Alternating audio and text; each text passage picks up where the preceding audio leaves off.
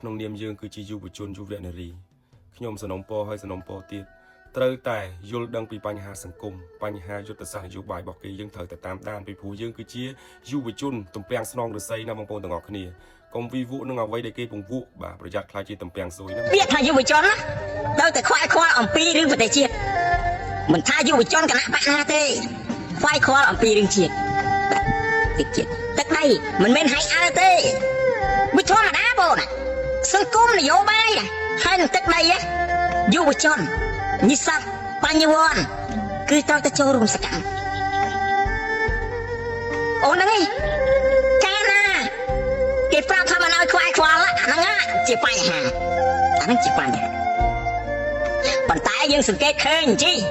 សង្កេតឃើញថាពួកគេមិនសូវខ្វល់ទេដូចជាបញ្ហាព្រីឈើបញ្ហាសង្គមអយុត្តិធម៌អីពួកគេមិនសូវទេពួកគេអត់ចូលរួមនេះពិសេសអារឿងជេរដានអារឿងពុំដានពួកគេអត់ទេបញ្ហាមិនខ្វល់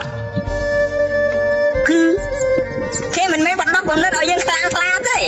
គេមិនបានបណ្ដោះគំនិតឲ្យយើងហ្នឹងខ្លាំងទេគេបណ្ដោះយើងហ្នឹងវាកុំខ្វល់វាតែកុំខ្វល់អាត្មានិយមណាមកអាត្មានិយម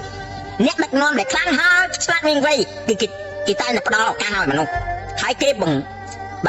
រៀនឲ្យមនុស្សគេឲ្យពណ៌នេះអំណាចយុវជនរបស់គេគឺទៅតែក្លាហានមេខុសតវ៉ាប្រឆាំងបានមួយវិញទៀតបងប្អូនណាយើងពលរដ្ឋយើងរៀនស្វែងយល់សង្គមរៀនបណ្ដោះគំនិតការខ្លាចមិនមែនជារឿងល្អទេនៅក្នុងសង្គមមួយដែលអយុត្តិធម៌ដែលពោពេញដោយអំពើថោកទាបអ្នកគិតតែមើលអ្នកចាំអោបដៃមើលណាបាទបងប្អូនបានស្ដាប់លោកពូបានមានប្រសាសន៍ហើយអញ្ចឹងក្នុងនាមយើងគឺជាយុវជនយុវនារីខ្ញុំសនំពរហើយសនំពរទៀត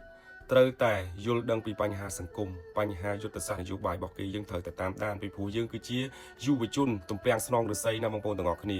កុំវិវក់នឹងអ្វីដែលគេពង្វក់បាទប្រយ័ត្នខ្លាចជាទំពាំងស៊ុយណាបងប្អូនអរគុណច្រើន